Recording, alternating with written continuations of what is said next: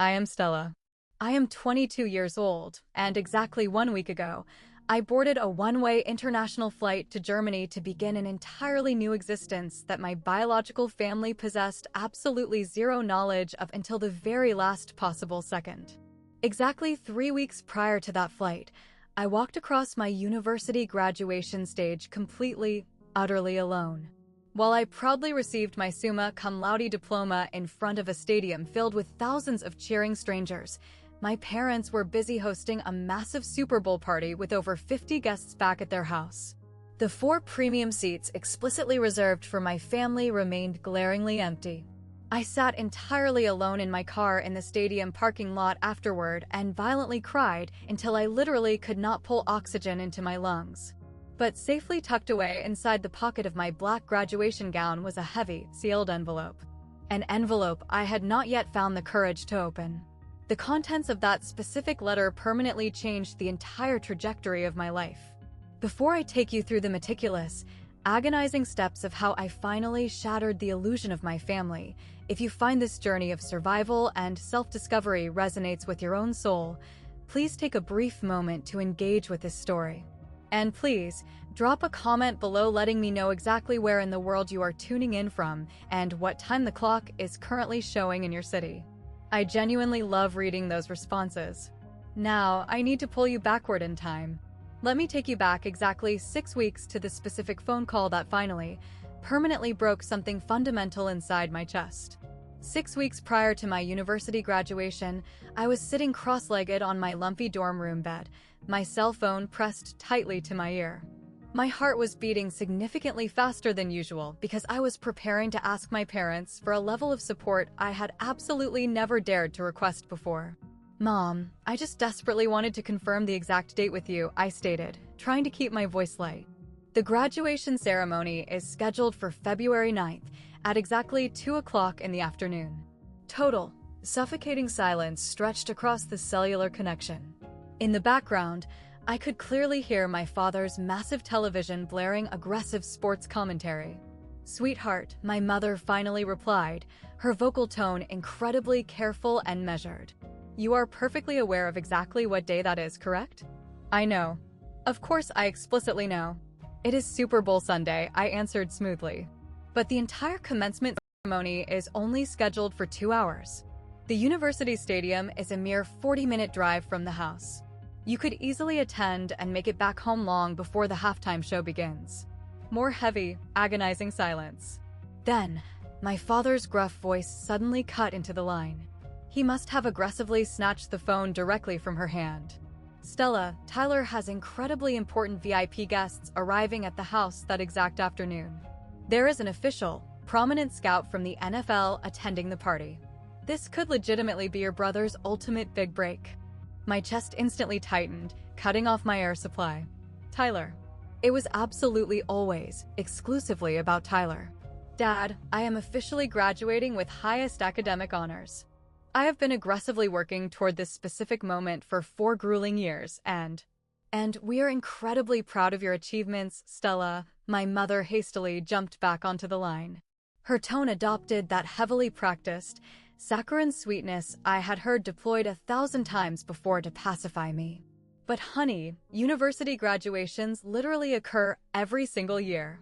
A Super Bowl viewing party with an active NFL scout only happens once in a lifetime." I desperately wanted to scream into the receiver. I wanted to violently remind them that I had actively worked 3 exhausting, minimum wage jobs simultaneously just to finance this degree, while they happily purchased Tyler a brand new sports car, hired him a private, expensive personal trainer, and flew him first class to elite athletic tryouts across the entire country. But I absolutely did not scream. I had painfully learned over 2 decades that screaming fundamentally changed absolutely nothing in our family dynamic. "I understand," I whispered, the fight completely leaving my body. "Good girl," my mother cooed. "We will definitely plan to celebrate your achievement properly later on." "Okay, make sure you send us some nice pictures." The line went dead with a sharp click. I sat entirely paralyzed on my bed, the silent phone still gripped tightly in my hand, and a profound, devastating realization washed over me. Not a single time during that phone call did they bother to ask exactly what specific academic honors I had received. Not once did they inquire if I was emotionally excited about the milestone. Not once did they ask if I required any financial assistance for my graduation gown. To them, the culmination of my entire educational career was absolutely nothing more than just another inconvenient Tuesday. I desperately need to explain exactly how we arrived at this toxic dynamic. For years prior, when I was an optimistic 18-year-old, I received my official university acceptance letter containing a very generous partial academic scholarship. I practically sprinted down the stairs, waving the thick envelope in the air exactly like a golden ticket. "Mom, Dad, I officially got accepted." And they offered me a massive scholarship. My father barely even bothered to look up from his laptop screen. "That is very nice, sweetheart. But we urgently need to have a serious discussion regarding the finances." What immediately followed was a devastating conversation that permanently shaped the architecture of my entire adult life. "We absolutely cannot afford to financially contribute to your university tuition," my father stated flatly, his tone completely devoid of emotion. "Tyler requires highly specialized, expensive athletic training this upcoming year. His head coach firmly believes he possesses genuine, professional potential. But Dad, my academic scholarship actively covers 60% of the entire tuition," I pleaded. "Stella." My mother's hand found my shoulder. Her physical touch was incredibly gentle, but her grip was terrifyingly firm. "You have inherently always been so incredibly, fiercely independent. Tyler desperately requires significantly more structural support than you do. You completely understand that, right?" I understood it perfectly. From that specific day forward, I essentially became an invisible ghost haunting my own family. I aggressively applied for absolutely every single microscopic grant and independent scholarship I could unearth on the internet. I worked grueling shifts as a coffee shop barista starting at 6 o'clock in the morning, transitioned to a university teaching assistant by noon, and tutored struggling freshmen until midnight. I consumed cheap instant ramen 5 nights a week just to stretch my meager grocery budget. My academic GPA steadily climbed to a near-perfect 3.9, while my checking account perpetually hovered dangerously close to absolute zero. Meanwhile, back at home, Tyler miraculously received a brand-new, custom Ford Mustang for his 19th birthday. He obviously requires safe, reliable transportation for driving to his early morning practices. My mother smoothly explained away the expense. Tyler received a highly expensive, private sports nutritionist. Elite athletes absolutely require proper, scientific fuel, my father aggressively insisted. Tyler routinely flew first class to exclusive, invite-only athletic training camps across the country. Necessary investments in his limitless future, they proudly called it. For entire years of university, I traveled back to my hometown exactly 6 times. Every single visit felt exactly the same. I was expected to help my mother aggressively cook massive meals for Tyler's loud, obnoxious friends. I was forced to sit and listen to endless, inflated stories about Tyler's triumphant football games. I quietly sat in the corner and watched Tyler tear open lavish holiday gifts, while I received generic gift cards. Not a single time did anyone in that house ask me about my complex sociological research papers. Not once did anyone inquire about my consistent placement on the dean's list. But there was exactly one human being in the universe who actually noticed my existence. A brilliant university professor who would eventually change the entire trajectory of my life. I just did not possess the knowledge of it yet. The dark, agonizing night following that devastating phone call with my parents, I dialed an entirely different number. The phone number of the one singular person in my sprawling bloodline who absolutely never made me feel like an invisible burden. Grandma Grace. Stella, my brilliant darling, her voice instantly wrapped around my soul exactly like a heavy, warm winter blanket. At 80 years old, my grandmother still possessed a mind significantly sharper than most people half her age. 30 grueling years of teaching advanced high school literature will effectively do that to a person. I already heard all about your parents' absurd decision, she stated firmly, completely cutting to the chase before I could even attempt to explain the rejection. Your foolish mother actually called me this morning and desperately tried to justify their absence. And what exactly did you say to her? I asked, my voice trembling. I explicitly told her she was making a catastrophic, unforgivable mistake. Grandma Grace absolutely never, ever minced her words. But you intimately know your mother, Stella. She genuinely believes the actual sun rises and sets squarely on that ridiculous football. I let out a dark, bitter laugh despite the crushing pain in my chest. Grandma, I honestly do not know if I possess the strength to walk across that massive stage completely alone. You are absolutely not alone. Her vocal tone instantly turned incredibly fierce and unyielding. I will absolutely be sitting in that audience, Stella. Even if I have to physically crawl across the stadium parking lot on my hands and knees, I will be in that seat. My throat tightened so painfully I could barely swallow. Grandma Grace lived over 2 hours away from the university campus. Her knees were severely failing her. Her heart condition was absolutely not what it used to be. And yet, this elderly woman was eagerly willing to endure the exhausting drive that my able-bodied parents arrogantly refused to make. You really do not have to do that, Grandma. Hush your mouth immediately. This attendance is absolutely non-negotiable. She paused, and the tone of her voice shifted, becoming incredibly observant and probing. Now, please tell me the absolute truth. Is there something else massive occurring in your life right now? You sound profoundly different. You sound exactly like you are heavily carrying a massive secret. I completely froze on the line. How on earth does she inherently always know these things? It is absolutely nothing, Grandma. I am just experiencing severe anxiety regarding my post-graduation plans. She hummed softly. She absolutely did not sound convinced in the slightest. Well, whatever massive secret it is, you can share it with me when you are finally ready. Just please remember this, sweetheart. You absolutely do not require their toxic approval to shine brightly in this world. You absolutely never did. After we disconnected the call, I lay flat on my back and stared blankly at the popcorn ceiling of my dorm room. Grandma Grace was entirely right about one specific thing. I was actively carrying something massive. Something explosive that I was absolutely not ready to share with a single soul.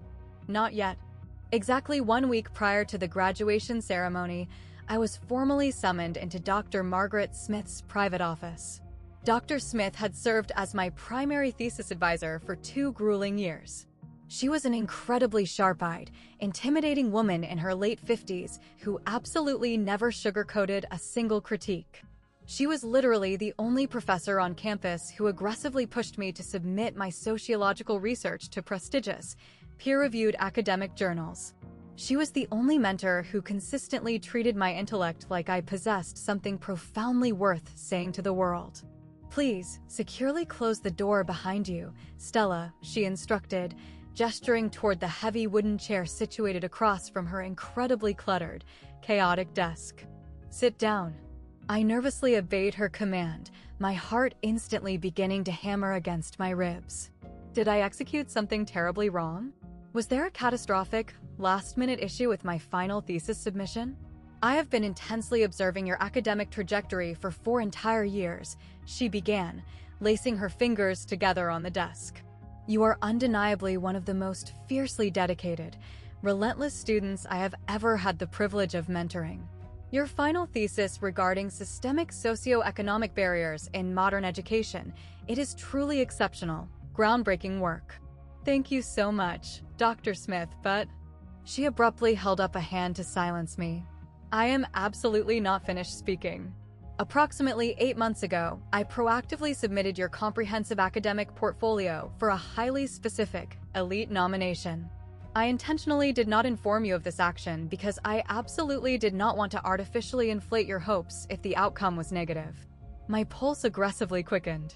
A prestigious nomination for what exactly? She slowly reached deep into her locked desk drawer and retrieved a sealed, heavy envelope. It was pristine, cream-colored, incredibly thick, and looked highly official. I caught a brief glimpse of an ornate, embossed logo that I did not immediately recognize. The final, official results should be contained within this envelope, she stated, smoothly sliding it across the desk toward me. But I strictly forbid you from opening it right now. I want you to wait until immediately after the commencement ceremony concludes. I deeply want your graduation day to be. She paused, choosing her phrasing with extreme, surgical precision, profoundly memorable for you, one way or another. I tentatively took the heavy envelope with violently trembling fingers. It felt impossibly, terrifyingly light for an object that possessed the potential to be so life-altering. What exactly is this? Dr. Smith offered a very small, incredibly rare smile on her usually stoic face. Let us simply say that your relentless, grueling hard work may have successfully opened massive, international doors significantly bigger than you ever dared to imagine. Congratulations in advance, Stella. Whatever the ultimate outcome contained inside that paper is, you undeniably, fiercely earned it. I securely tucked the mysterious envelope deep into the inner pocket of my black graduation gown that very night, and I patiently waited. Exactly 5 days prior to the graduation ceremony, I begrudgingly drove back to my hometown to quickly collect some essential winter clothing from my old childhood bedroom. The exact moment my car pulled onto my street, I instantly knew something massive was occurring. There was an absolutely enormous, professionally printed vinyl banner aggressively stretched across the entire width of my parents' two-car garage. It read in massive, bold letters, "Tyler's future NFL star Super Bowl bash." I parked my vehicle on the street and sat completely paralyzed in the driver's seat for a full 60 seconds, simply staring blankly at the offensive banner. Inside the house, the atmosphere buzzed with frantic, chaotic energy. My mother was aggressively shouting into her phone, barking complex orders at an expensive catering company. My father was sweating profusely, struggling to mount a massive, secondary flat-screen television on the back patio. Tyler was casually lounging horizontally on the expensive living room sofa, mindlessly scrolling through his smartphone exactly like an arrogant king passively surveying his loyal kingdom. Stella. My mother offered a highly distracted, dismissive wave of her hand as I walked through the front door. I possessed absolutely no idea you were coming home today. I am just quickly grabbing some heavy winter coats, I replied, fighting to keep my vocal tone entirely neutral. Looks like a pretty massive party you are planning. 50 confirmed, elite guests, Clara. Can you honestly believe it? The prominent scout from the Patterson Sports Agency is actually bringing his entire immediate family. This could undeniably be Tyler's ultimate, career-making moment. Tyler did not even bother to lift his eyes away from his glowing screen. Hey, sis. I slowly wandered toward the massive kitchen, silently taking in the towering piles of expensive, team-branded decorations.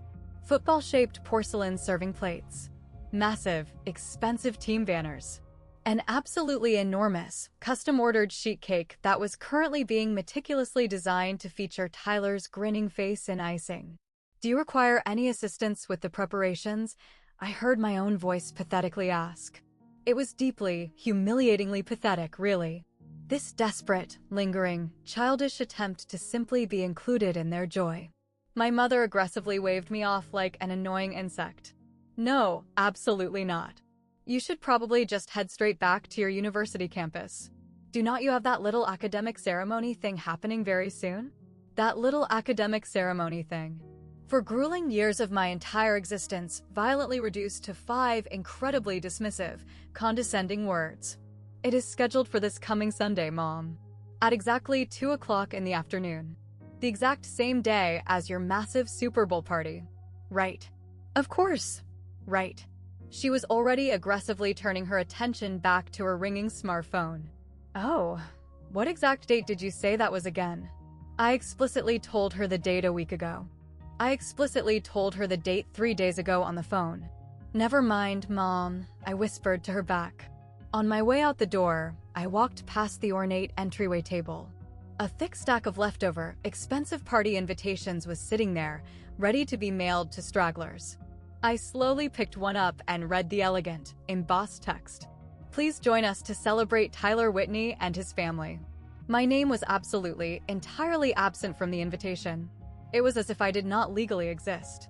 At exactly 10 o'clock the agonizing night prior to my graduation, I was aggressively pacing the narrow length of my cramped dorm room, my cell phone clutched tightly in my sweating hand. desperately gathering a shred of courage I was absolutely not certain I possessed. One absolute, final attempt. That is exactly what I kept repeating to myself in the dark. One final, desperate chance for them to actually show up and be my parents. I aggressively dialed the home phone number. The chaotic wall of noise hit my ear the exact second the line connected. Explosive, booming laughter. The sharp clinking of beer glasses. Loud, thumping pop music. They were already aggressively celebrating. They were hosting a massive pre-party for the actual pre-party. Hello? My mother's voice was incredibly light, giddy, and slightly slurred. I could instantly tell she had been heavily consuming alcohol. Mom, it is Stella. Honey, please hold on 1 second. I heard her loudly shout to someone across the noisy room. It is my older daughter. The one who is supposedly graduating tomorrow. At the very least, the alcohol had apparently jogged her memory regarding the event. Mom, I desperately wanted to tell you something incredibly important. My voice violently shook.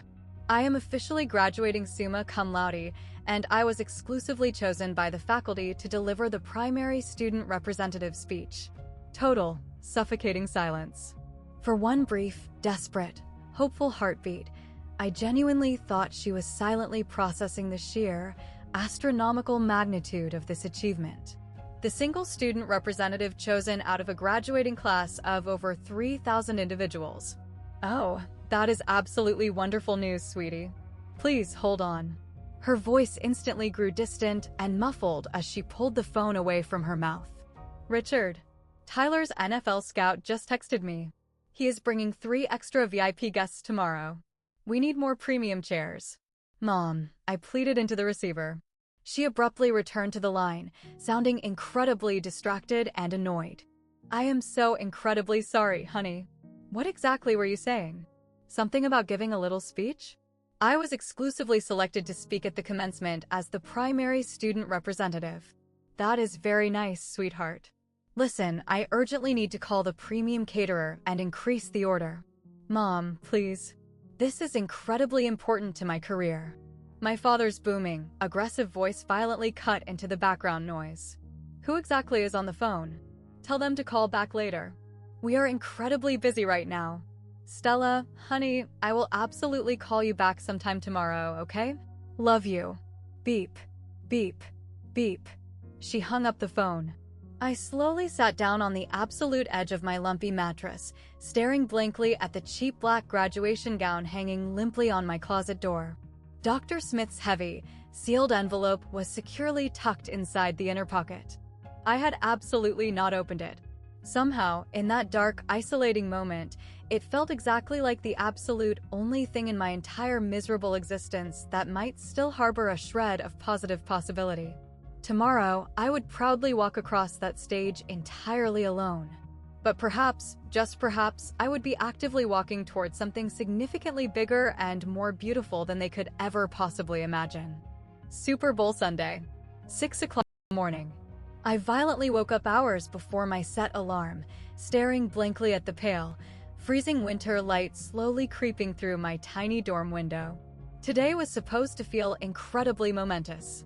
The glorious culmination of 4 exhausting years of brutal sacrifice, thousands of sleepless nights, and countless, silent tears shed in the library.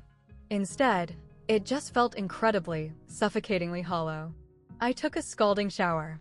I meticulously styled my hair.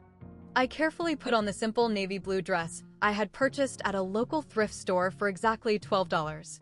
It was undeniably the absolute nicest piece of clothing I owned. Then I gently lifted my black graduation gown from its cheap plastic hanger and slowly slipped it over my shoulders. The synthetic fabric felt significantly heavier than I had anticipated. Or perhaps that was simply the crushing weight of absolutely everything else I was carrying. My cell phone aggressively buzzed on the nightstand. I grabbed it entirely too quickly, violently hating myself for possessing the pathetic instinct to hope. Tyler, good luck today, sis. The message was timestamped at 2:47 a.m. He was highly likely heavily intoxicated when he sent it. Absolutely nothing from Mom. Absolutely nothing from Dad. Then another soft buzz. Grandma Grace. I am currently on my way, my darling girl. The highway traffic is incredibly heavy, but I will absolutely be there. I am so incredibly proud of you I could simply burst. I smiled a genuine, warm smile for the very first time all morning. I gently pressed my hand flat against my chest, physically feeling the heavy, crisp outline of Dr. Smith's sealed envelope resting securely in the inside pocket. Still permanently sealed. Still patiently waiting. Whatever explosive news was contained inside, whether magnificent or devastating, I had firmly decided it exclusively belonged to today. It absolutely did not belong to yesterday's toxic disappointments, and it did not belong to tomorrow's terrifying uncertainties. Today, I proudly took a quick selfie in the foggy bathroom mirror. My graduation cap was slightly crooked, the cheap gown was billowing awkwardly, my eyes were undeniably red-rimmed from crying, but my expression was fiercely determined. I possessed absolutely no one in my contacts to send the photograph to, so I simply saved it to my private camera roll. The rideshare vehicle arrived precisely at 8 o'clock. I aggressively grabbed my meager belongings, took one final, lingering look around my empty, sterile dorm room, and confidently headed out the door. "Big day today, huh?" the driver asked cheerfully as I slid into the back seat. "Is your entire family meeting you at the stadium?" I paused for just a fraction of a second too long. "They are taking a slightly different route," I lied smoothly. He politely did not push the subject any further. We drove the remainder of the trip in a comfortable, quiet silence while I silently watched the frozen world blur rapidly past the window, carrying me steadily toward a massive ceremony where the exact people who should care the absolute most would definitively not be watching. The sprawling university stadium was an absolute, chaotic sea of overwhelming joy. Everywhere my eyes scanned, massive families were clustered tightly together. Beaming mothers were meticulously adjusting their children's graduation caps. Proud fathers were aggressively snapping hundreds of photographs. Weeping grandparents were delicately dabbing tears from their eyes before the ceremony had even officially commenced. Vibrant, colorful balloons aggressively bobbed in the freezing February wind. Elaborate, handmade signs proudly declared, "Congratulations, Sarah." And "We are so incredibly proud of you, Marcus." I slowly, awkwardly waded through this suffocating ocean of unconditional love, desperately searching for Section C, Row 12. The designated family seating section featured a tiny, printed placard displaying my name, Stella Whitney. Seats 4 through 7. For premium seats. I had stubbornly, pathetically reserved exactly 4 seats out of a desperate, foolish hope. All 4 seats were currently glaringly, humiliatingly empty. No, wait. Not entirely empty. Resting carefully on seat number 4 was a highly familiar, brightly colored knitted scarf. It was faded purple wool, entirely handmade, featuring the tiny, endearing mistakes in the stitching that Grandma Grace always fondly laughed about. She was actually here. She had successfully reserved the seats. My phone violently vibrated in my pocket. Grandma Grace. "Sweetheart, there has been a horrific, multi-vehicle accident on the main highway. Emergency ambulances are everywhere. I am completely trapped in gridlocked traffic that is absolutely not moving an inch. I am so incredibly, deeply sorry.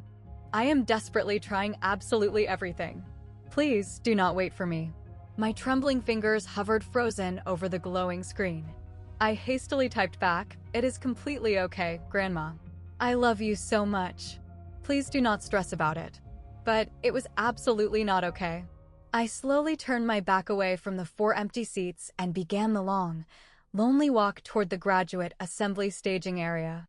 All around me, ecstatic classmates were fiercely hugging their families goodbye, loudly promising to wave frantically when their specific names were called over the loudspeakers. A girl standing directly next to me in line was openly crying tears of pure joy as her mother proudly pinned a delicate corsage to her black gown. I stood completely, utterly alone, my hands tightly clasped in front of me, silently watching the displays of affection. A man seated in the row directly behind my designated family section caught my eye. He was holding a massive, glittery sign clearly meant for someone else, but he clearly noticed me staring brokenly at my empty row. He offered me a very small, incredibly sympathetic, knowing nod. A complete stranger's quiet kindness. That was the absolute entirety of what I was going to receive today. The grand, swelling processional music finally began. I aggressively straightened my shoulders, gently touched the hidden envelope in my pocket one final time for strength, and took my assigned place in the massive line. It was officially time to walk alone. The ceremony opened with a massive, orchestral swell, and 3,000 excited graduates began the slow, synchronized processional march onto the stadium turf. I was positioned somewhere in the chaotic middle of the W surnames, slowly shuffling forward with my peers while thousands of camera flashes aggressively popped from the towering stands exactly like frantic fireflies. The university announcer's booming voice echoed loudly through the massive speaker system, warmly welcoming the families, acknowledging the distinguished VIP guests, and loudly celebrating 4 long years of grueling hard work. I aggressively kept my eyes locked facing forward. Do not look at the family seating section. Do not count the empty chairs. But I absolutely could not help my biological instincts. As we finally settled into our folding chairs on the field, I shot a quick, desperate glance towards Section C. For glaringly empty seats. Grandma's purple scarf still resting exactly where she left it. A single, lonely splash of purple drowning in a massive sea of cheering, vibrant families. My cellular phone violently buzzed against my thigh. I absolutely knew I should not check it. We were explicitly, strictly told to silence all electronic devices. But I completely lacked the willpower to resist. It was a social media notification. Tyler had just posted a brand new, public story. Against every single ounce of my better judgment, I tapped the notification open. The loud video instantly filled my screen. My parents' sprawling backyard had been aggressively transformed into a lavish, over-the-top Super Bowl paradise. Massive, expensive streamers in the local team's colors. An absolutely enormous, industrial grill violently sizzling with expensive cuts of meat. My father standing proudly in the absolute center of the patio, an imported beer clutched in his hand, grinning widely at the camera lens. The pregame party is absolutely lit today. Tyler's arrogant voice narrated from behind the camera. Let's go. The absolute best Super Bowl bash in the entire state right here. In the blurred background, I clearly saw my mother laughing uproariously with a large group of affluent women. She was wearing a custom team jersey and holding a massive platter of food. She looked significantly happier and more relaxed than I had seen her look in years. I aggressively closed the application. My hands were shaking so violently I nearly dropped the device. The girl seated directly next to me noticed my distress. Are you holding up okay? I am completely fine, I forced a tight, artificial smile. Just feeling incredibly nervous about delivering my speech. Oh my god, you are the actual student representative? That is absolutely incredible. Where exactly is your family sitting? I will gladly wave to them for you. I absolutely did not provide an answer. I simply pointed vaguely toward the distant Section C and silently prayed to whatever higher power existed that she didn't look too closely at the empty row. The university chancellor finally took his place at the towering podium. The commencement ceremony had officially begun. Please join me in offering a warm welcome to our selected student representative, Stella Whitney. A polite wave of applause rippled through the massive stadium. I slowly stood up on legs that genuinely felt exactly like melting jelly, smoothed down the front of my cheap gown, and began the absolute longest, most terrifying walk of my entire life. The massive wooden podium loomed aggressively ahead, appearing impossibly large and intimidating. 3,000 graduating peers, 10,000 expectant audience members, and somewhere buried in Section C, for completely empty seats. I tightly gripped the hard edges of the wooden podium, awkwardly adjusted the microphone downward, and looked out across the sprawling sea of faces. For one agonizing, terrifying moment, I literally could not force my vocal cords to function. The eloquent words I had meticulously prepared completely dissolved into ash in my throat. And then, miraculously, I finally saw her. Grandma Grace. Her stark white hair disheveled, heavily winded, desperately sliding into seat number 4. She had actually made it. Against all conceivable odds, she had actually made it. She forcefully threw me a double thumbs up, massive tears streaming visibly down her aged face. I finally found my lost voice.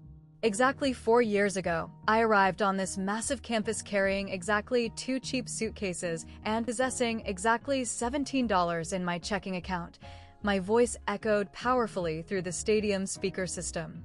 I absolutely did not possess a safe backup plan. I absolutely did not possess a financial safety net. What I did possess was a fierce, burning determination and the absolute, unshakable belief that relentless hard work would eventually speak infinitely louder than my tragic circumstances. The massive crowd was completely, respectfully silent. Highly attentive. Today, I desperately want to speak directly to every single student who worked a brutal, exhausting midnight shift right before an 8 a.m. final exam. To absolutely everyone who was forced to choose purchasing expensive textbooks over buying basic groceries. To every single person sitting in these folding chairs today, who has absolutely no one sitting in the audience cheering their name. My eyes locked intensely onto Grandma Grace. Just her. Just my one single person. True success is absolutely not defined by being universally loved or accepted by everyone. True success is intimately, fiercely knowing your own inherent worth when absolutely no one else is watching you. We absolutely do not require anyone's permission to shine brilliantly. We absolutely never did. I slowly stepped back from the microphone for a heartbeat. Absolutely nothing happened for 2 seconds. And then, the entire stadium violently erupted. A massive, deafening standing ovation. It was not from every single person in the crowd, but it was from more than enough. Fellow students were aggressively clapping. Several were openly crying. I confidently walked back to my folding chair, my legs still trembling slightly. Grandma Grace was fiercely on her feet, applauding so aggressively I genuinely worried she might trigger a cardiac event. One single person. That is absolutely all it takes in this world to feel truly, deeply seen. The endless list of names continued rolling on alphabetically, an incredibly long, exhausting river of academic achievement. Johnson, Martinez, Thompson. Every single name was violently punctuated by deafening screams from the stands, the blast of illegal air horns, the clanging of cowbells, and the utterly joyful, chaotic noise of loving families aggressively celebrating their children. And then, finally, Stella Whitney, summa cum laude, Phi Beta Kappa, prestigious departmental honors in advanced sociology. I slowly rose from my chair. The long walk to the center stage felt simultaneously endless and entirely instantaneous. The chancellor firmly shook my hand and pressed the heavy, leather-bound diploma directly into my sweating palm. Bright camera flashes exploded in my face. I slowly turned my body to face the massive audience, to wave at whoever might possibly be watching. Section C, row 12. Grandma Grace was standing there, completely ignoring the severe pain in her bad knees, frantically waving both of her arms in the air exactly as if she were desperately directing aircraft on a runway. Just her.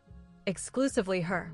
But then I noticed unexpected movement occurring directly behind her. The man I had briefly noticed earlier. The kind stranger holding the glittery sign for someone else's child. He was standing up too. He was aggressively clapping his hands while looking directly at me. He must have clearly seen my empty row. He must have completely understood the tragedy. A very small, simple gesture from a complete stranger. It violently broke something hard and frozen open inside my chest. I waved back with everything I had. Not just at Grandma Grace, but at him too. And at every single person in that massive stadium who had bothered to show up to support someone they loved. Walking down the wooden steps off the stage, I firmly pressed my hand against my gown. The heavy envelope was still resting there, safely sealed. My cell phone buzzed. I quickly checked the screen as I returned to my assigned seat. A brand new social media story uploaded by my mother. Posted exactly 3 minutes ago. I blindly tapped it open. My father was executing an aggressive, drunken victory dance in the center of the backyard. On the massive outdoor television mounted behind him, the official Super Bowl broadcast clearly showed the opening kickoff.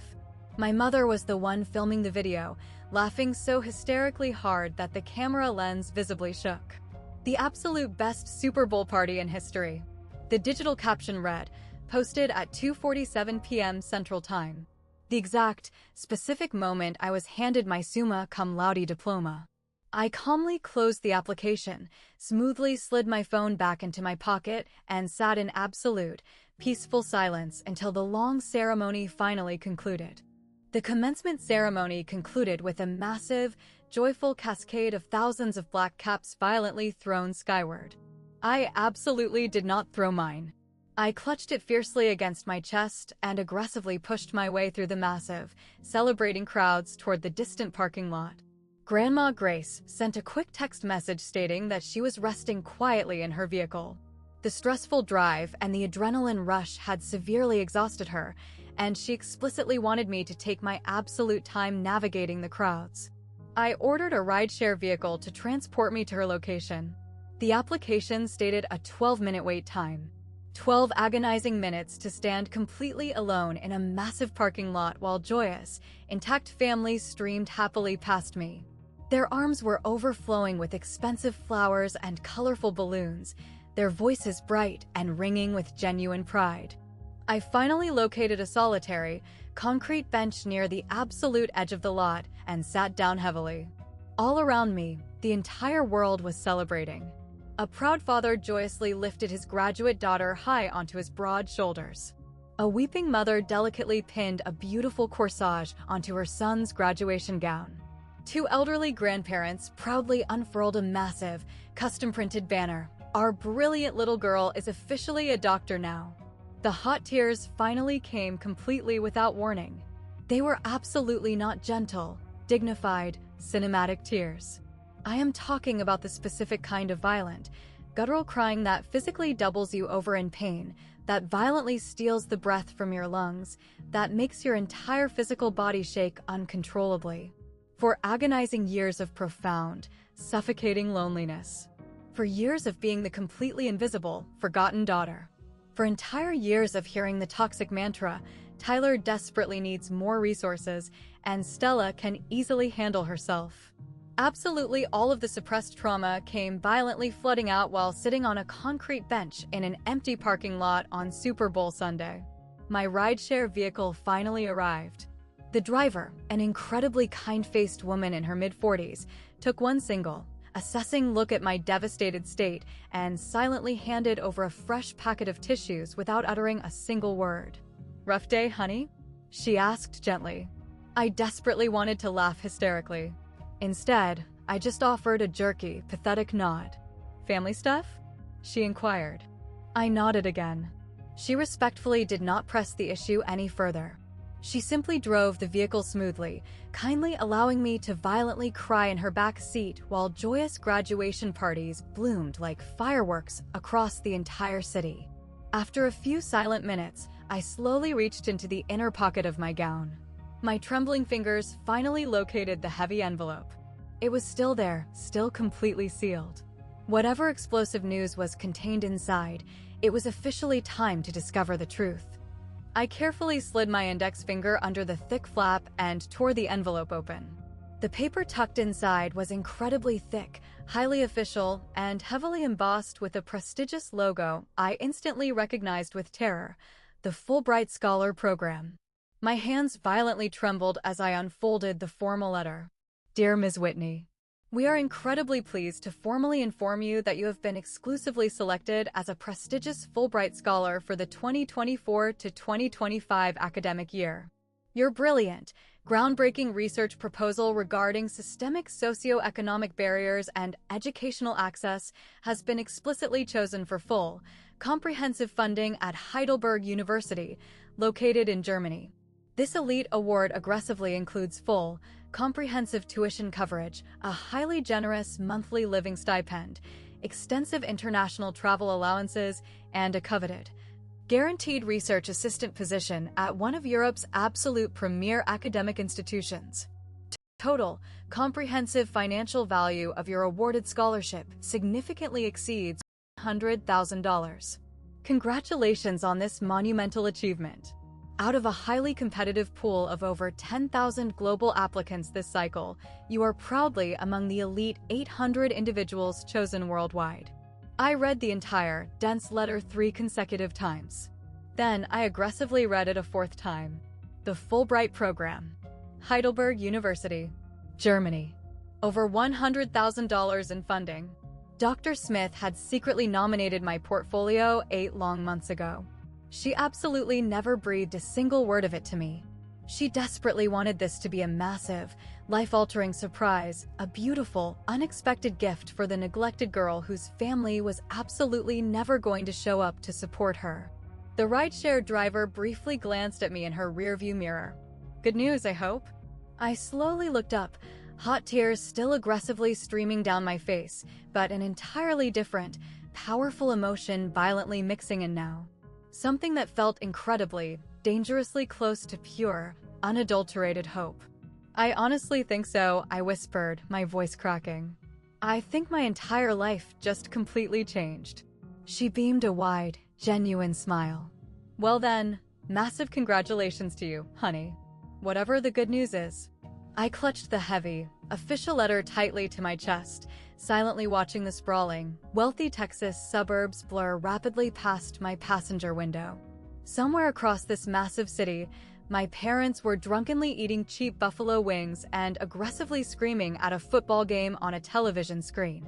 They possessed absolutely no idea that their completely forgotten, discarded daughter had just officially received one of the most highly prestigious, elite academic honors in the entire world. And for the absolute first time in 4 years, I absolutely did not harbor the slightest desire to tell them. Not yet, because I was finally, profoundly starting to realize something fundamental about my existence. I absolutely do not require their toxic, conditional approval to explicitly know that my worth is real. I simply need to fiercely recognize my own worth myself. Grandma Grace's older sedan was parked near the absolute edge of the stadium lot.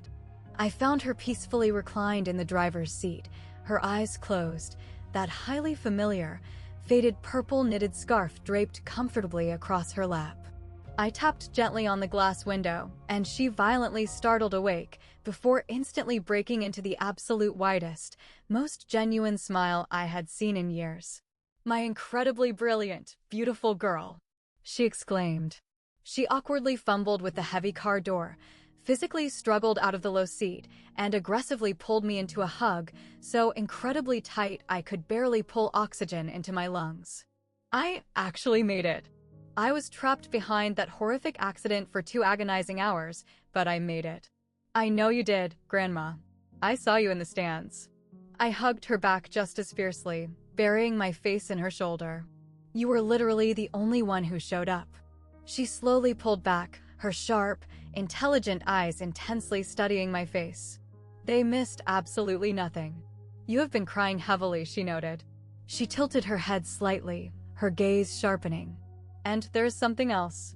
You look fundamentally different. What exactly happened to you? I absolutely cannot hide a single thing from this woman. I never could.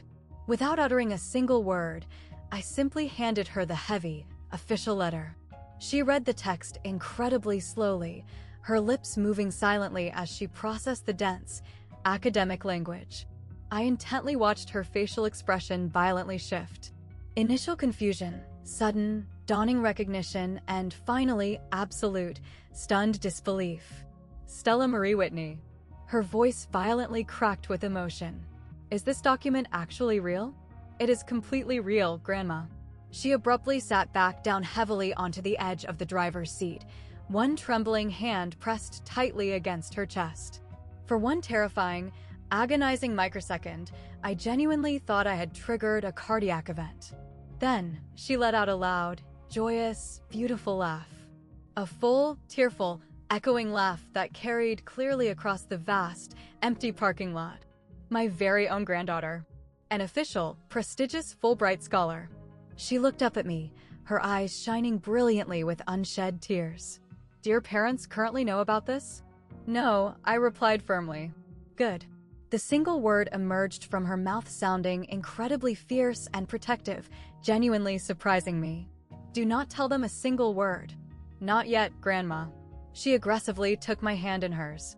My 80th birthday celebration is scheduled in exactly 3 weeks. The entire, sprawling extended family will be in attendance. Let me personally handle this revelation. Let them all publicly see exactly what they have been maliciously ignoring all these years, directly in front of everyone whose opinion they value. I hesitated for a moment. I really do not want to cause a massive, dramatic scene. It is absolutely not a scene, sweetheart. Her grip on my hand tightened like a vice. It is an absolute, unavoidable reckoning. The subsequent 3 weeks passed in a highly strange, almost surreal kind of silence. I returned to the university campus to meticulously finish packing up my dorm room belongings. I aggressively initiated the massive mountain of bureaucratic paperwork required for my German visa. I drafted a lengthy, emotional email to Dr. Smith, a thank you letter so profoundly full of raw gratitude that I was forced to rewrite it 4 separate times because I kept violently crying on my keyboard. She replied within the hour, "I inherently always knew you possessed this greatness inside you. Now, go out there and aggressively show the world what you are capable of." My mother called my phone exactly once during the entire week following my graduation. "Stella, just quickly checking in on you. Did everything go somewhat okay at your little ceremony thing?" Ceremony thing. I had finally, permanently stopped being emotionally wounded by her specific, toxic brand of dismissal. I had officially moved into a state of clinical, numb acceptance. "It went perfectly fine, Mom." "Good. Good.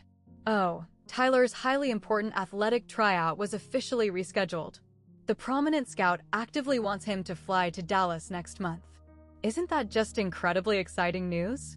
"Incredibly exciting," I deadpanned. "You should absolutely come home and help us celebrate the great news with the family." "Actually, I am currently incredibly busy. I have several massive job interviews and other important matters to attend to." Oh, a brief, highly condescending flicker of interest entered her tone. "What specific kind of job are you looking for?" "Still figuring out the exact details. I currently possess a few solid options." "Well, please ensure you are not acting too picky. With a basic sociology degree, you really cannot afford to be overly choosy in this economy."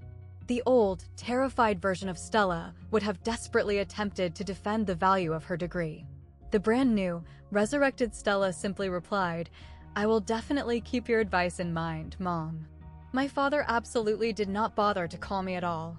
Tyler sent exactly one generic text message, "Miss you, sis. When are you finally coming back home?" I simply replied, "Grandma's birthday. I will see you there." Meanwhile, in absolute secret, I aggressively booked a one-way international flight to Frankfurt, Germany. Departure date: exactly 2 days following Grandma Grace's birthday party. I told absolutely no one about the flight except Grandma. She excitedly called my phone every single night, practically giddy with the meticulous planning of the ambush.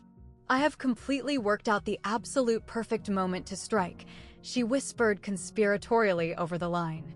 "One evening, right after I officially cut the birthday cake, I will explicitly ask everyone in the room to publicly share their most exciting good news. Tyler will inevitably, arrogantly brag about his pathetic scout. And then I will tell them, I finished the sentence for her. And then you will drop the bomb." I could practically hear her evil, delighted smile through the phone speaker. They absolutely will not know what hit them. I actually laughed out loud, despite my simmering nerves.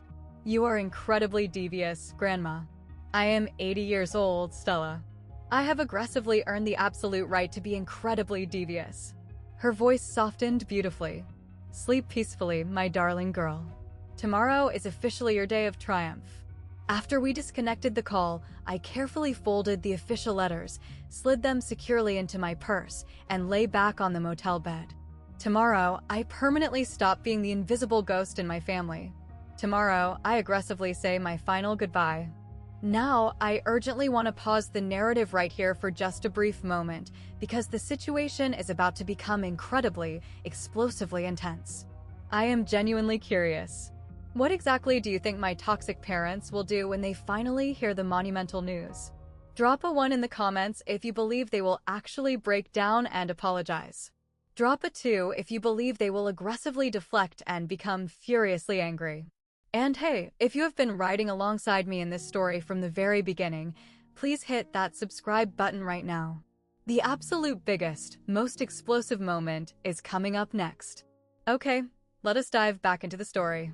Grandma Grace's property sits at the very end of a quiet, pristine suburban street. It is a highly modest, beautiful craftsman-style house featuring a sprawling wraparound porch and meticulous gardens that she fiercely refuses to let anyone else tend to. Today, expensive vehicles aggressively line the entire length of the driveway and spill over onto the manicured lawn. At least 30 people are currently packed inside the house. Aunts, uncles, distant cousins I have not laid eyes on in several years, and dozens of old, loyal friends of Grandma's from her long teaching career. I intentionally park my vehicle down the street and take a very long, deep moment to mentally collect myself. My heavy purse securely holds absolutely everything I need. The official Fulbright acceptance letter, the Heidelberg University research position confirmation, the approved German visa application, and the one-way international flight itinerary. These are my ultimate weapons of truth, heavily wrapped in official, watermarked letterhead. The exact moment I walk through the heavy front door, the suffocating, familiar chaos of my family violently swallows me whole. Stella, look at you, all grown up now. How is the pathetic job hunting going, sweetheart? Your mother was just telling me you were really struggling to find work. Have you officially met Tyler's gorgeous new girlfriend yet? She is absolutely adorable. Tyler is aggressively holding court in the absolute center of the living room, completely surrounded by fawning aunts who hang desperately on his every single word. He is obnoxiously wearing an official NFL team jersey. Of course he is. And he is gesturing wildly and expansively as he loudly recounts some highly exaggerated story about his latest athletic tryout. The prominent scout explicitly told me I possess incredible, raw potential. He is loudly bragging to the crowd. I could realistically be looking at a highly lucrative practice squad spot by the beginning of next season. My father stands directly behind him, his chest visibly puffed out with immense, patriarchal pride. That is my absolute boy. A future professional star right there. I seamlessly slip past the gathering completely unnoticed, heading straight for the kitchen where Grandma Grace is aggressively directing the catering traffic exactly like a seasoned 5-star general commanding troops. Her sharp eyes locate mine immediately. She gives me the absolute smallest, most imperceptible nod. Soon, she silently mouths. I nod back in agreement and take my strategic position near the very back of the crowded room, silently watching my entire family orbit around Tyler exactly as if he were the literal sun. My mother is laughing hysterically at something arrogant he just said. Her hand is resting affectionately on his broad shoulder, projecting the absolute perfect picture of flawless maternal devotion. Not a single person in this room has bothered to ask me about my graduation. Not a single person has asked about my future plans. That is completely fine. They will learn absolutely everything soon enough. The massive, custom birthday cake is finally brought out. 80 glowing candles wildly flickering in the late afternoon light. It is almost time for the execution. We loudly sing the traditional birthday song. Grandma impressively manages to blow out all the candles, all 80 of them, somehow, and the crowded room violently erupts in polite applause. Then, she slowly raises her hand into the air, and the ambient chatter instantly dies down to a hush. Thank you all so incredibly much for coming today. Her voice is incredibly steady, highly commanding. 30 grueling years of managing rowdy high school students granted her the highly specific kind of presence that inherently demands absolute attention. 80 years is an incredibly long time to be alive on this earth. I have witnessed an incredible multitude of things. Beautiful, joyous things, and incredibly hard, devastating things. She pauses for a moment, slowly scanning the silent room. Today, I want to hear directly from my beloved family. Please share your most exciting, joyous good news with me. Let an old woman feel incredibly proud of the legacy she has built. Almost immediately, Tyler aggressively steps forward into the center of the room. Of course he does. Well, Grandma, since you graciously asked, he grins widely, radiating absolute confidence and arrogant charm. I actually just completed my absolute best athletic tryout yet. My head coach explicitly stated I could be looking at a highly lucrative practice squad contract by the early fall. My father loudly whoops in support. My mother aggressively clutches her hands tightly together in joy. The assembled relatives applaud politely. Grandma offers a tight, controlled nod. That is very lovely news, Tyler. Hard work occasionally pays off. She slowly looks around the room again, her intense gaze deliberately landing on an aunt who recently received a corporate promotion, then a younger cousin who is currently expecting twin babies. Each individual proudly shares their good news, visibly basking in the warm, supportive glow of absolute family approval. Then, Grandma's sharp eyes lock directly onto mine. Stella. Her voice effortlessly cuts through the low murmur of the crowd's conversation. My absolute oldest grandchild. You literally just graduated from university. Do you possess any exciting news to share with the family today? The entire room slowly, collectively turns toward me. I can physically feel the heavy weight of their stares. Some look mildly curious, some entirely indifferent, some already visibly dismissing whatever pathetic news they assume I might share. My mother aggressively leans over to whisper to Aunt Carol. She is unfortunately still desperately looking for basic work. You know exactly how difficult it is with those useless, liberal arts degrees. I clearly hear her insult. I aggressively pretend I don't. Grandma raises her hand once again to demand silence. Let Stella speak for her own accomplishments, Donna. Her voice suddenly carries a razor-sharp edge I have never heard her use before. Go on, my sweetheart. Tell them exactly what you achieved. I slowly reach deep into my heavy purse and pull out the thick, official letter. I take a confident step forward into the light, the document perfectly steady in my hands. I actually do possess some incredible news to share. My voice absolutely does not shake. I am genuinely surprised by my own rock-solid composure. I deeply wanted to share this achievement with the entire extended family today. I carefully unfold the thick paper, holding it up high where absolutely everyone in the room can clearly see the highly official, embossed Fulbright letterhead. Exactly 3 weeks ago, on the exact day of my college graduation, I formally received this acceptance letter. I have been exclusively selected as a prestigious Fulbright scholar. I have received absolute, full-ride funding to conduct independent, advanced sociological research at Heidelberg University in Germany for the next 2 entire years. Absolute, complete, suffocating silence immediately descends upon the living room. Then Aunt Carol is the very first person to break the silence. Wait a minute. The Fulbright Scholar Program? The elite international scholarship? The one that is notoriously impossible to secure? Only a few hundred students are chosen worldwide. I offer a firm nod of confirmation. Out of a highly competitive pool of over 10,000 global applicants this cycle, the comprehensive financial package is worth significantly more than $100,000. The aggressive murmuring begins to violently ripple through the crowd. I silently watch the facial expressions in the room violently shift. Profound confusion, absolute shock, utter disbelief. Cousin Marcus, who recently graduated from law school, is staring at me with his mouth completely hanging open in shock. Uncle Jim is frantically Googling something on his smartphone. Holy, he mutters audibly. Fulbright scholars include literal Nobel Prize winners and Rhodes Scholars. It explicitly says right here the acceptance rate is hovering around 8%. My mother's face has violently drained of all color, turning a sickly, ashen gray. My father looks exactly as if he has just been violently slapped across the face. Grandma Grace is absolutely beaming with radiant pride. My incredibly brilliant granddaughter. Please, tell the entire room exactly when you received this monumental news, Stella.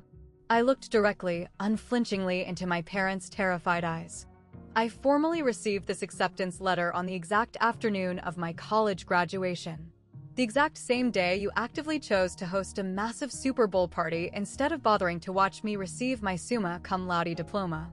The exact same day I proudly delivered the primary student representative speech to a stadium of over 3,000 people entirely alone. The silence that aggressively follows my statement is significantly different. It is infinitely heavier, thicker, and highly toxic. The assembled relatives are slowly turning their gaze toward my parents now. Their facial expressions are violently shifting from deep admiration for my achievements to something significantly darker and entirely disgusted. My mother desperately opens her mouth to attempt an excuse. I aggressively continue speaking before she can formulate a lie. I explicitly chose not to tell you the news back then because I deeply wanted you to hear it exactly like this. Standing in front of absolutely everyone, so you would finally be forced to understand the magnitude of your neglect. My father finally locates his voice. Stella, why on earth didn't you tell us about this significantly sooner? We absolutely would have. Would have what exactly, Dad? My voice remains terrifyingly calm and even. Would you have magically changed your precious Super Bowl plans? Would you have suddenly decided to attend my graduation? I explicitly called your phone the night prior. I explicitly told you I was delivering a major speech. Mom aggressively hung up the phone on me. My mother's eyes are suddenly brimming with panicked tears. That is absolutely not. We were incredibly busy with the preparations. The elite scout was arriving. The scout. I offer a slow, mocking nod. Tyler's elite scout. It is absolutely always about Tyler's scout. Uncle Jim visibly shifts his weight, looking deeply uncomfortable. Hold on a second. You two genuinely did not attend her university graduation? It was Super Bowl Sunday. My father frantically attempts to protest, but his booming voice has completely lost its usual, arrogant authority. We had over 50 confirmed guests arriving. We could not simply cancel the event. Cancel the event? Aunt Carol viciously cuts in, her tone dripping with absolute disgust. Richard, your daughter literally graduated summa cum laude. She successfully secured a prestigious Fulbright scholarship. My own children would literally kill to achieve those monumental accomplishments. The entire room is violently turning against them.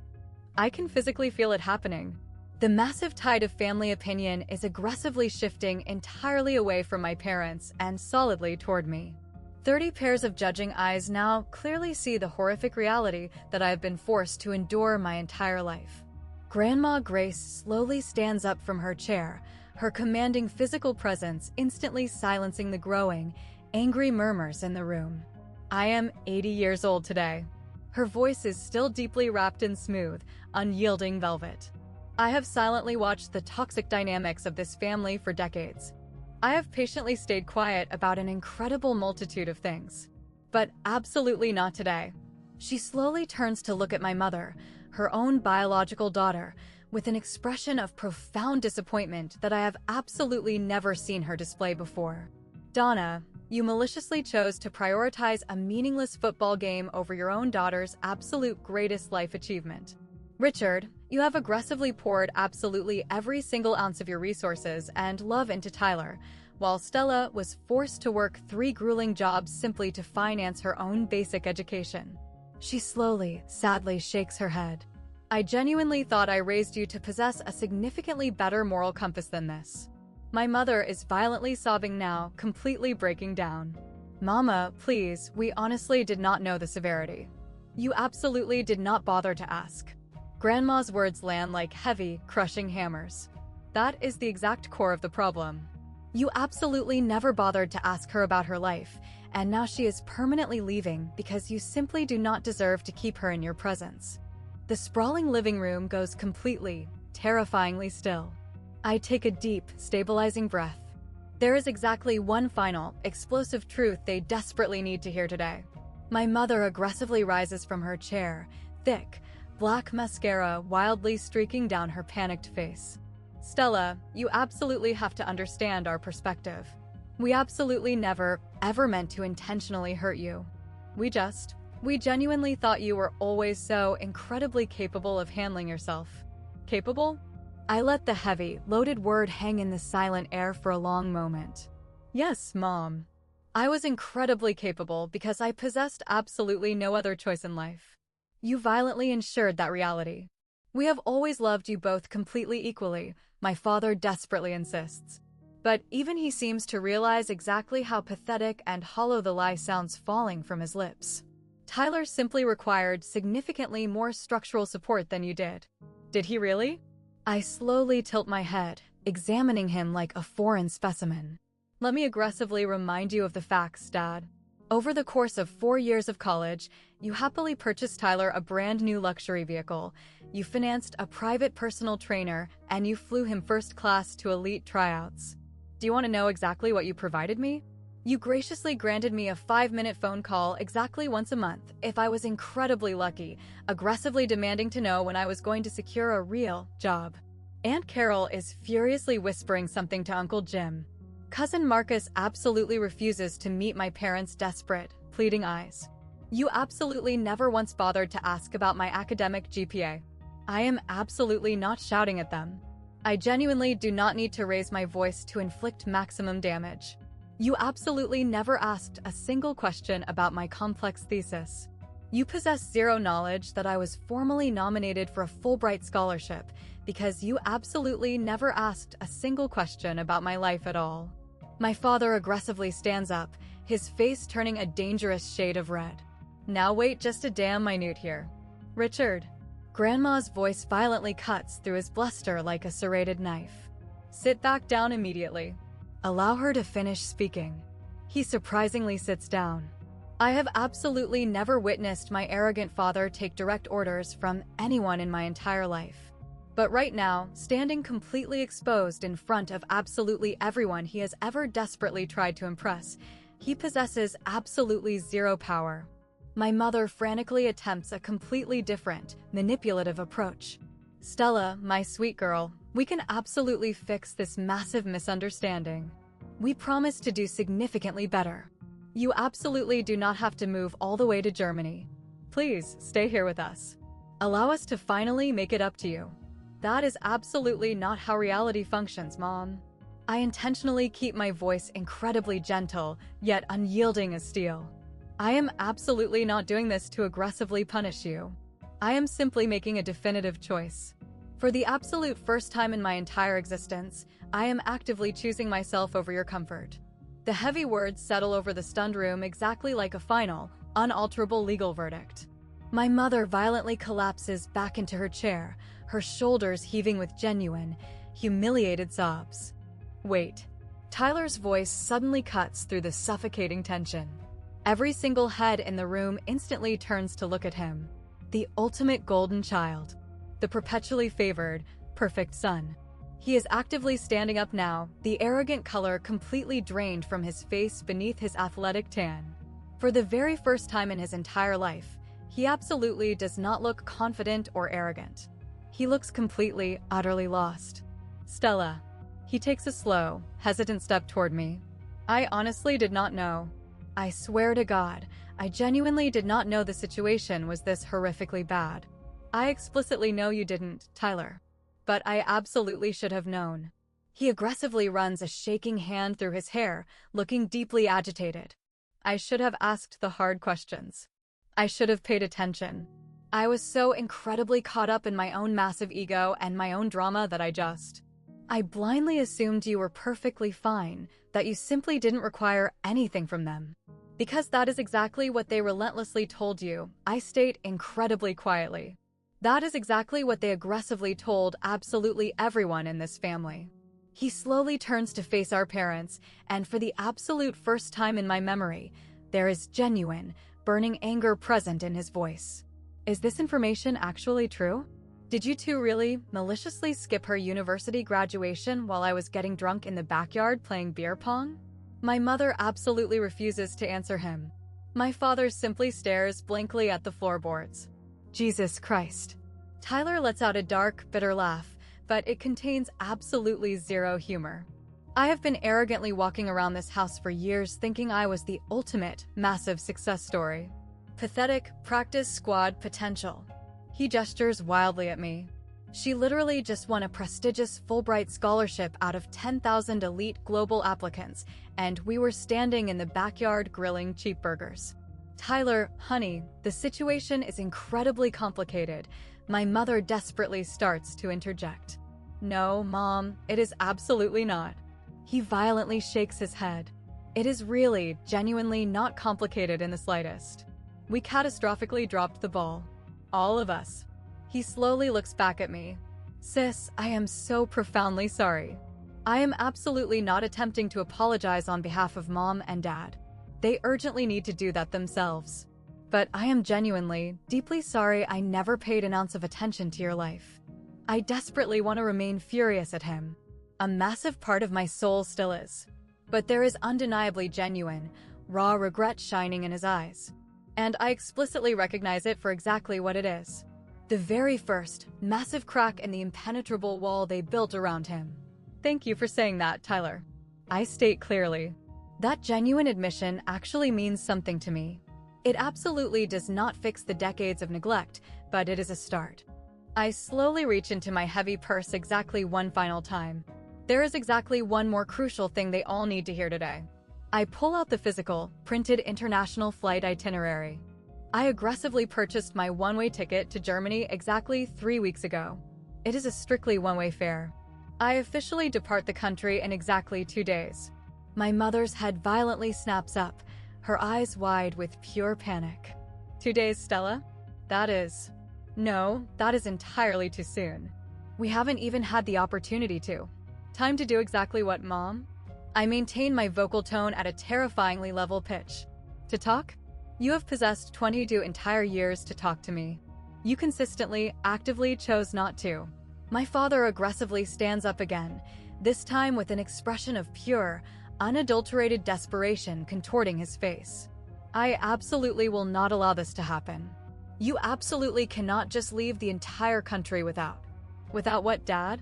Your explicit parental permission? I almost let out a genuine laugh. I am 22 years old.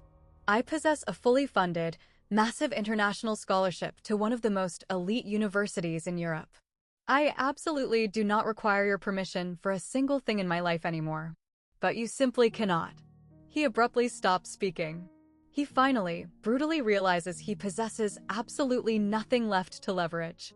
He holds no financial power over me, and he possesses zero emotional support that I cannot effortlessly live without.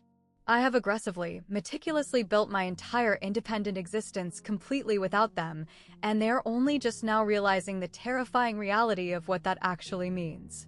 Grandma Grace slowly rises from her chair. She confidently crosses the quiet room and gently takes my trembling hand in hers.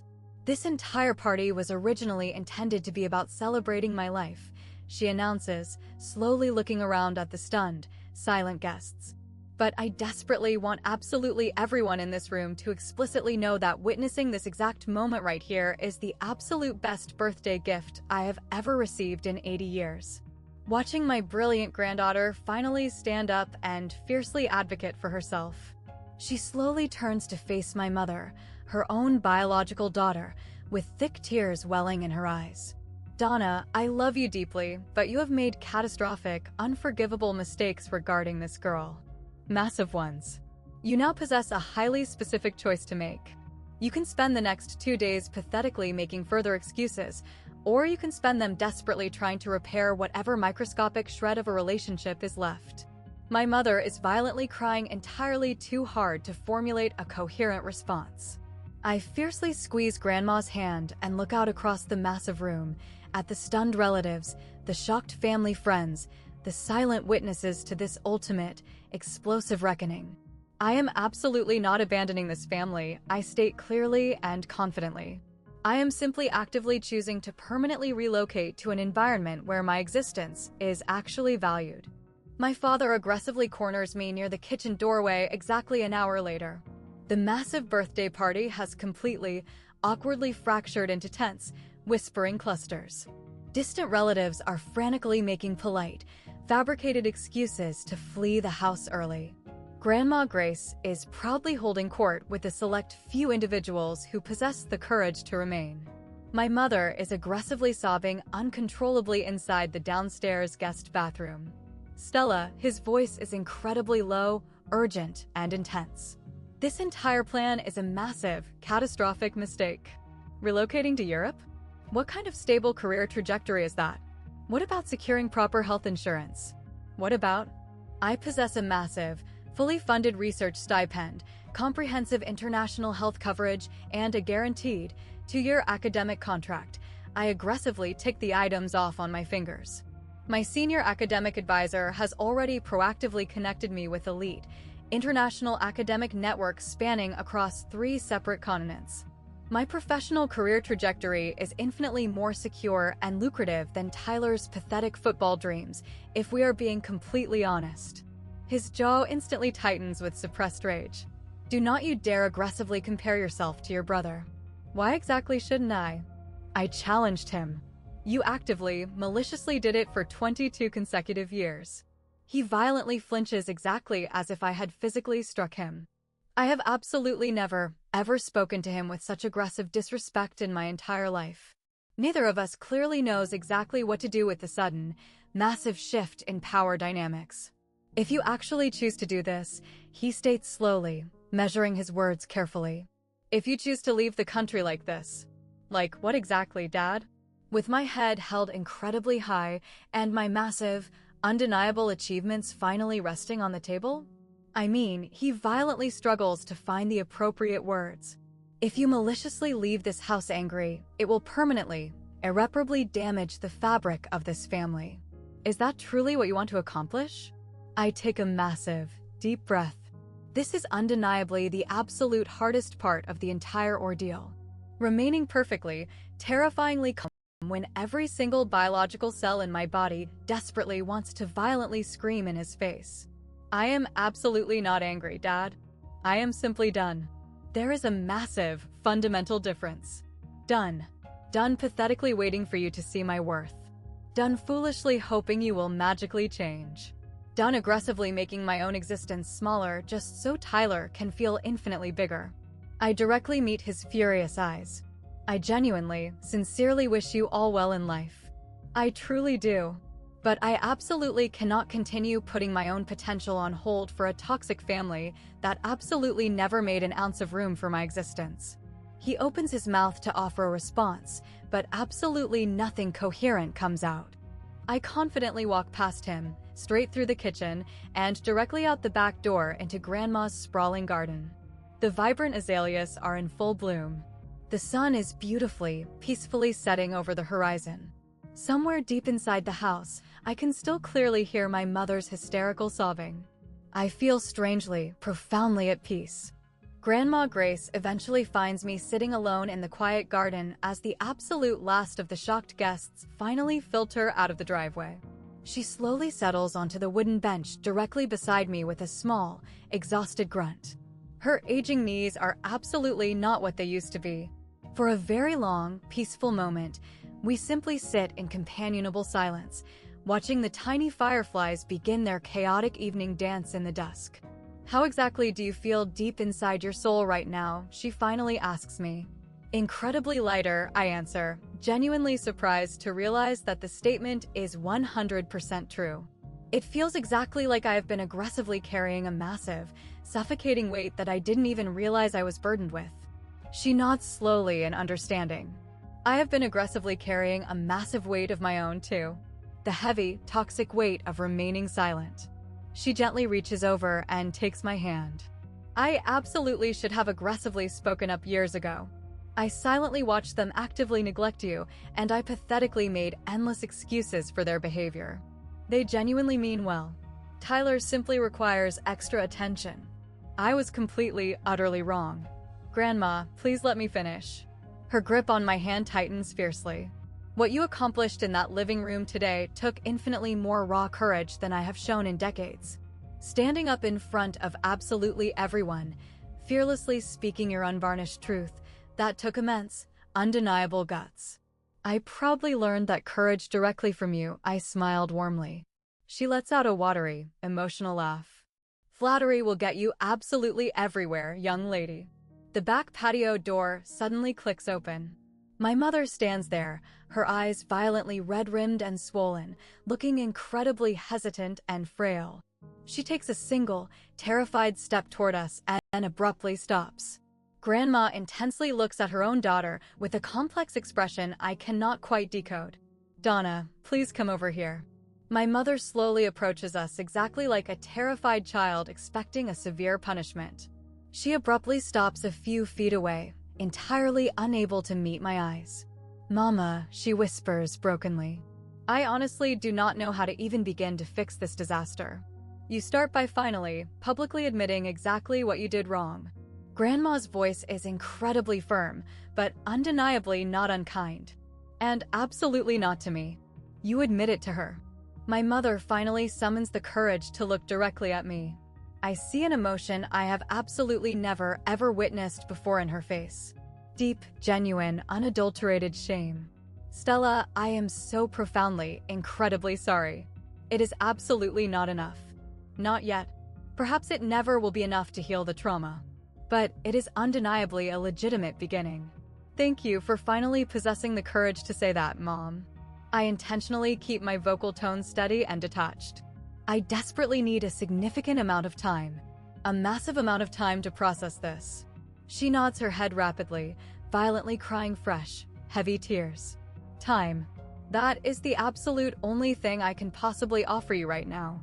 Exactly 2 days later, I am proudly standing at the bustling international departures gate holding exactly one large suitcase and a single carry-on bag. My cellular phone has been violently, aggressively buzzing nonstop ever since the explosive party. 47 desperate missed calls from my mother. 12 frantic calls from my father. 8 lengthy text messages from Tyler, wildly ranging in tone from "Please, I am begging you to call me," to "I completely understand if you desperately need space right now," to a simple, supportive heart emoji. I have absolutely not answered a single one of them. The absolute only message I actively opened was from Grandma Grace, sent early this morning. "Fly incredibly safely, my brilliant darling. The entire world is eagerly waiting for you. I love you infinitely more than mere words can convey." I immediately replied with my own red heart emoji. Some profound things simply do not require complex words to be understood. The massive departure board flashes in bright neon letters. LH 40041 proceeding to Frankfurt. Now officially boarding. I confidently gather my meager belongings and seamlessly join the long line of passengers slowly shuffling toward the gate. All around me, intact families are fiercely hugging each other goodbye. A weeping mother cries heavily into her adult son's shoulder. A proud father formally but lovingly shakes hands with his departing daughter. My final, explosive goodbye already occurred 2 days ago in a crowded living room completely full of stunned witnesses. There is absolutely no one standing here for me now. That is entirely, completely okay. I scan my boarding pass, confidently walk down the long jetway, and seamlessly settle into my assigned window seat. The massive plane is surprisingly half-empty. A midweek, transatlantic flight to Europe typically doesn't draw massive crowds. As the plane slowly taxis toward the active runway, I look out the small window at the sprawling Texas landscape. Flat, incredibly familiar, and the absolute only concept of home I have ever known. Somewhere far down there in the suburban sprawl, my parents are violently waking up to the crushing reality that their neglected daughter is permanently gone. She is not dead. She is not aggressively estranged forever. She is simply actively choosing to walk an entirely different, superior path. The massive engines violently roar to life, and the ground rapidly falls away beneath us. I silently watch the sprawling city rapidly shrink beneath me. First the massive, tangled highways, then the cookie-cutter suburbs, and finally the distant, microscopic glint of my parents' affluent neighborhood, getting infinitely smaller and smaller until it completely, permanently disappears from my view. I slowly turn away from the window, close my eyes, and take a deep, cleansing breath. For the absolute first time in my entire existence, I am actively flying towards a beautiful future instead of desperately running away from a toxic past. Somewhere high over the dark Atlantic Ocean, I pull out my laptop. The airplane cabin is completely dark. The vast majority of the passengers are deeply asleep beneath thin, scratchy airline blankets. But I absolutely cannot rest. My mind is entirely too full, too incredibly alive with possibility. I open my email client and quickly compose a message to Dr. Smith. Dear Professor Smith, I am currently on the plane. I actually made it. Because of your incredible belief in me, I am actively flying toward a brilliant future I absolutely never thought was possible. Thank you so profoundly for seeing something extraordinary in me when absolutely no one else in my life did. Thank you for the secret nomination, for fiercely keeping it confidential, and for genuinely believing I deserved a massive, beautiful surprise after years of crushing disappointment. I solemnly promise to make you incredibly proud. Gratefully yours, Stella. I aggressively hit send, then sit back and silently watch the pitch-black darkness outside my small window. Somewhere far below us is the massive, churning Atlantic Ocean, vast and entirely unknowable. Somewhere far behind me is the state of Texas, my toxic parents, my golden child brother, and my entirely old, discarded life. And somewhere bright and waiting ahead of me is Germany. Heidelberg University. A prestigious research position. An entirely new, beautiful beginning. My cellular phone suddenly vibrates. One final, brief message slipping through the network before airplane mode kicks in fully. It is from Dr. Smith. I always inherently knew you would achieve greatness. Now, go aggressively change the world. I smile brightly at the glowing screen, then securely tuck my phone away. The tired flight attendant gently dims the cabin lights even further. A few rows ahead of me, a baby cries briefly, then peacefully settles down. The massive engines hum their steady, comforting lullaby. I think deeply about my parents, about my mother's devastated tears, my father's humiliated confusion, and Tyler's highly unexpected, genuine apology. I think fondly about Grandma Grace sitting peacefully in her garden, incredibly proud and fiercely loyal. I think about the pathetic, terrified girl I was a mere 6 weeks ago, desperately calling home to pathetically beg for 2 hours of basic parental attention. That weak girl is completely, permanently gone. In her place sits someone entirely new. Someone who inherently knows her profound worth absolutely does not depend on being acknowledged by people who actively, maliciously choose not to look. The brilliant sun begins to violently rise ahead of the plane, painting the thick clouds in aggressive shades of gold and pink. I silently watch the new day approach, and for the very first time in my life, I finally allow myself to fully, completely hope. If you have ever felt completely invisible inside the walls of your own family home, if you have ever been the exhausted one aggressively working 3 jobs while someone else effortlessly got handed the entire world on a silver platter, I desperately want you to know you are absolutely not alone in the dark. Drop a bright heart emoji in the comments section right now. Let me explicitly know you are out there surviving. And if this narrative hit incredibly close to home for you, please share it with someone who desperately needs to hear the message. Sometimes, witnessing one single story of survival can permanently alter how we view our own worth. Now, let me finally tell you exactly what occurred next. 6 transformative months later, I am sitting quietly in my tiny, beautiful apartment in Heidelberg.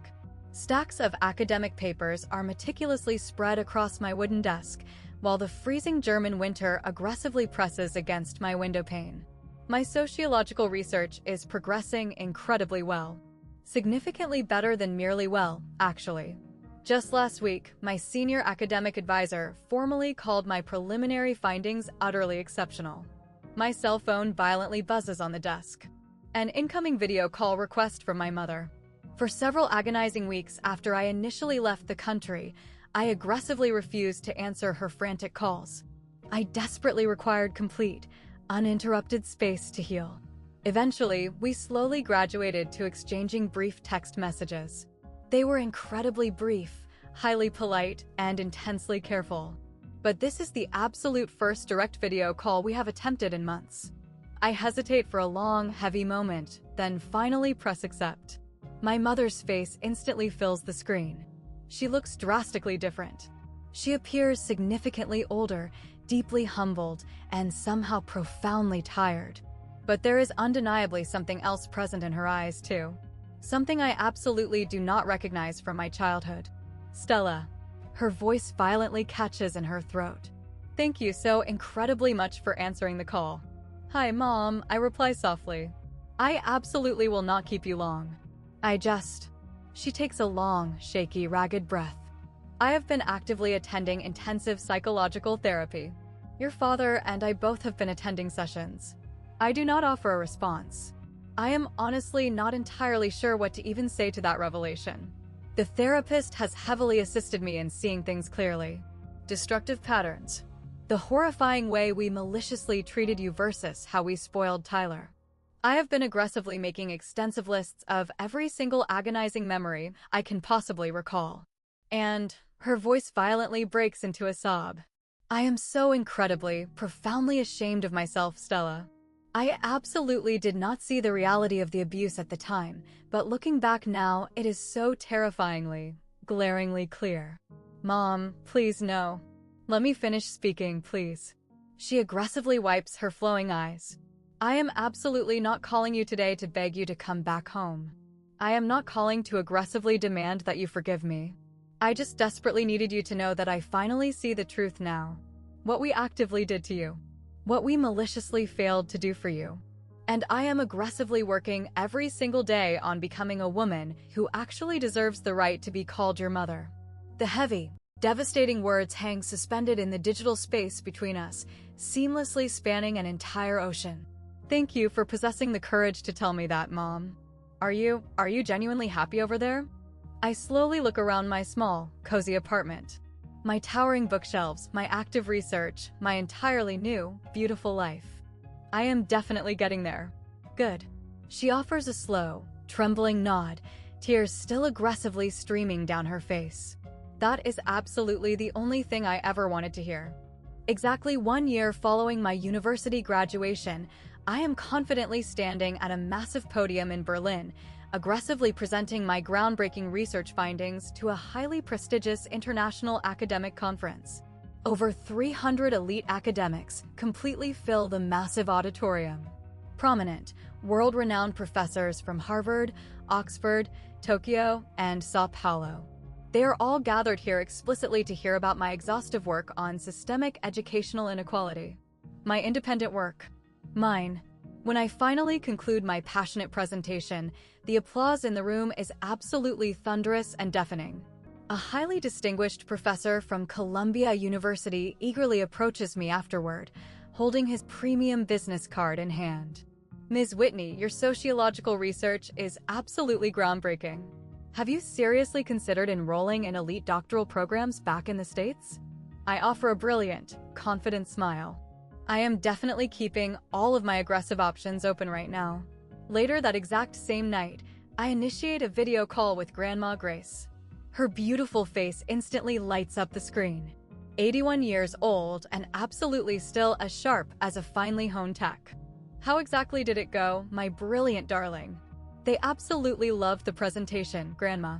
I successfully received 3 massive, lucrative job offers and an explicit invitation to join a PhD program. She aggressively claps her fragile hands together in pure joy. That is exactly my girl. Oh, I so desperately wish I could have been physically present to witness it. Me too, Grandma. Your mother actually called my phone yesterday, she states incredibly carefully. She gently asked exactly how you were holding up. I know. We occasionally talk sometimes now. Absolutely not often, but sometimes. And your father? That is significantly harder. I pause, considering my words. He actually offered a formal apology last month. It was incredibly awkward and intensely stiff, and he clearly possessed no idea what he was doing. But he genuinely tried. That is definitely something, Stella. It is something. I completely agree. And Tyler? He ultimately didn't secure a spot in the NFL. I state the fact completely without judgment. He is currently working as an athletic coach at a local high school now. We frequently text stupid internet memes to each other sometimes. It is incredibly weird, but it is undeniably nice. Grandma nods her head slowly.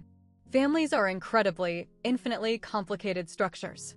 They truly are. But you, she proudly points a wrinkled finger directly at the camera lens.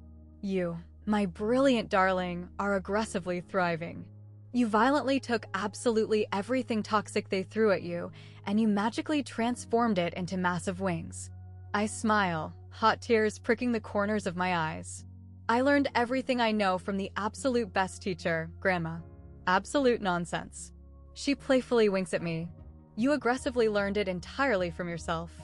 I simply handed you the matchbook. You are the specific one who bravely lit the explosive fire. You know, looking backward on absolutely everything that transpired, I finally, truly understand my parents' psychology in a way I absolutely could not comprehend before. My dad, Richard. He aggressively grew up with massive, desperate dreams of achieving NFL glory that tragically ended with a permanently blown-out knee during his high school years. Tyler was absolutely not just his son. Tyler was his ultimate, desperate second chance. His psychological do-over. His living proof that his aggressive athletic dreams weren't completely dead and buried. He violently poured absolutely every ounce of his resources into that boy because he simply could not face the terrifying alternative. That sometimes massive dreams just die. Mom, Donna. She grew up in crushing, terrifying poverty. Like, reliant on government cheese poverty. Every single major decision she ever made was heavily filtered through one terrifying, central question. Will this action keep us financially safe from the abyss? Tyler forcefully represented ultimate financial security. A future, massive NFL salary. A golden ticket out of the paralyzing fear she had carried in her bones since childhood. Neither of them explicitly, maliciously meant to intentionally destroy my life. They just completely, utterly failed to see my existence. Because truly seeing my worth would have inevitably meant aggressively questioning everything they fundamentally believed about financial success and safety. And me? My fatal weakness in the dynamic was glaringly obvious. I desperately wanted their parental approval so incredibly badly that I kept pathetically showing up to a dinner table where there was absolutely never a chair reserved for me. I aggressively made my own existence smaller, significantly quieter, and infinitely easier to ignore, hopelessly praying that someday they would finally notice my sacrifices. They never did. Not until I violently stopped hoping for it. Here is the absolute, ultimate truth I have learned. You absolutely cannot sit around and wait for toxic people to magically see your worth. You possess the absolute responsibility to see it yourself. And sometimes, the absolute kindest, most loving thing you can possibly do for your own soul, and for theirs, is to confidently walk away. Healthy boundaries are absolutely not impenetrable brick walls. They are simply heavy doors equipped with locks. They allow you to explicitly decide exactly who is granted access to your beautiful life. If this extensive story deeply resonated with your spirit, I would be honored to hear your thoughts. Have you ever been violently forced to establish ironclad boundaries with your own family? Have you ever felt completely, utterly invisible to the exact people who are biologically supposed to love you the most? Drop a comment below right now. I promise you, I read every single one. And if you genuinely want to hear more stories exactly like this one, please click the link located in the description box. There is a massive, supportive community of us out there aggressively learning to see our own worth clearly. Thank you so incredibly much for listening to my voice. Thank you for being here with me. Until we meet next time.